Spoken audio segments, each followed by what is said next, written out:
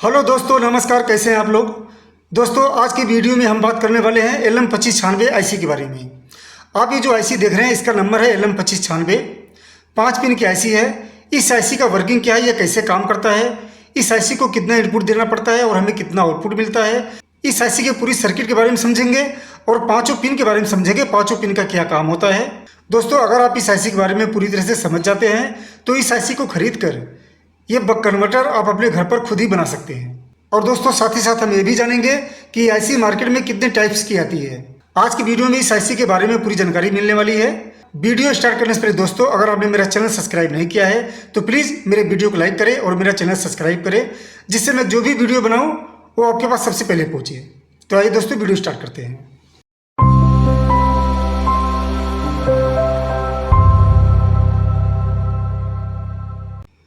दोस्तों, जैसा कि आप देख रहे हैं, मेरे पास दो तरह की आईसी है, एक एसएमडी और एक थ्रू होल।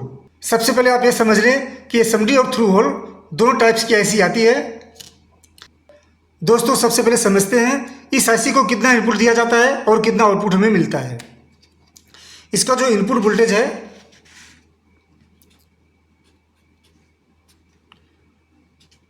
4.5 वोल्ट से लेकर आप इसको 40 वोल्ट दे सकते हैं। इनपुट वोल्टेज 4.5 वोल्ट से लेकर 40 वोल्ट, और जो हमें आउटपुट मिलेगा वो मिलेगा 1.2 वोल्ट से लेकर 40 वोल्ट। मैक्सिमम करंट होगा इसका 3 एम्पियर मैक्स। ठीक है, ये इस आईसी का इनपुट और आउटपुट वोल्टेज है। अब दोस्तों, समझते हैं इसके पांचों पिन के बारे में। इस आईसी के 5 पिन हैं।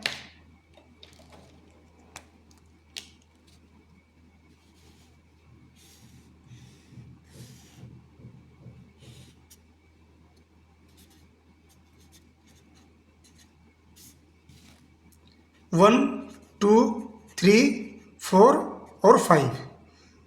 पिन नंबर 1 होता है इनपुट, पिन नंबर 2 आउटपुट,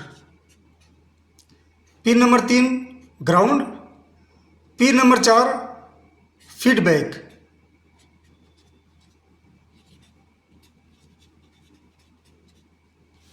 और पिन नंबर 5 होता है ऑन और ऑफ करने के लिए। ये पांचों पिन का कॉन्फ़िगरेशन है, आप इसका स्क्रीनशॉट ले सकते हैं। दोस्तों, अब हम समझते हैं ये आईसी मार्केट में कितने टाइप्स की आती है। आपको बता दूं, LM2596 आपको मिल जाएगी 1.3 वोल्ट, 3.3 वोल्ट, 5 वोल्ट, 12 वोल्ट और 15 वोल्ट में। LM2596 आपको 1.3 वोल्ट से लेकर 15 वोल्ट तक मार्केट में मिल जाती है।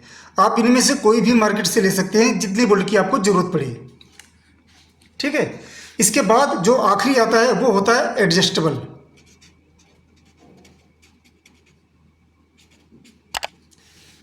वन 1.3 वोल्ट से लेकर 15 वोल्ट तक जो आता है, इसका सर्किट होता है सेम, इसमें कोई फर्क नहीं होता है। आप जितने वोल्ट का रेगुलेटर खरीदेंगे उतने ही वोल्ट आपको आउटपुट मिलेगा। जैसा कि मेरे हाथ में आप देख रहे हैं, ये LM2596 नंबर के नीचे आप देखेंगे लिखा हुआ 5, यानी कि ये 5 वोल्ट का रेगुलेटर है। इस पर आप देखेंगे नंबर के नीचे लिखा 12, तो ये 12 वोल्ट का रेगुलेटर है।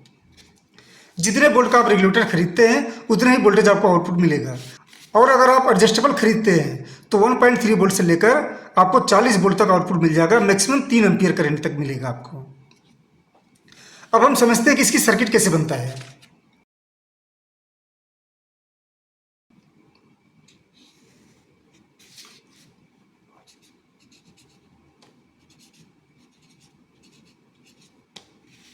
ठीक है, पिन नंबर 1, जो पिन नंबर 1 होता है, ये आ जाएगा इनपुट,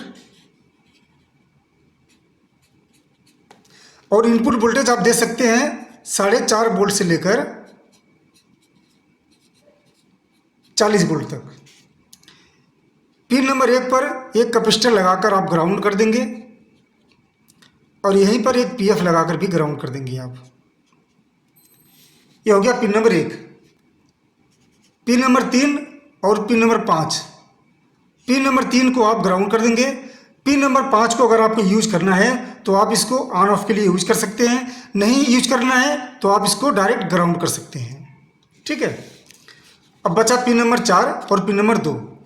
पिन नंबर 2 जैसे कि मैंने आपको बताया था ये आउटपुट है, और पिन नंबर 4 फीडबैक के लिए। पिन नंबर 2 पर एक डायोड लगाकर यहां से ग्राउंड हो जाएगा, और यहां पर एक कॉइल लगाकर आउटपुट ले लेते हैं यहां से। ठीक है, यहां पर एक कैपेसिटर लगाएंगे, ग्राउंड हो जाएगा, और एक पीएफ भी लगाएंगे जो ग्राउंड हो जाएगा। ये जो फीडबैक वाला है ये डायरेक्ट आउटपुट पे आ जाएगा। बस इतना सा सर्किट है, आप देख सकते हैं, स्क्रीनशॉट भी ले सकते हैं।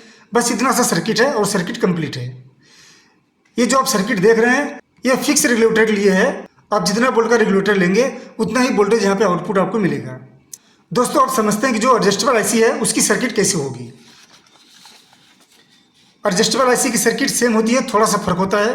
वो फर्क क्या है मैं आपको दिखा दूं। मान लेते हैं ये आईसी है, पिन नंबर 1 इनपुट है, सेम वही बनेगा जैसा इस वाले में बना था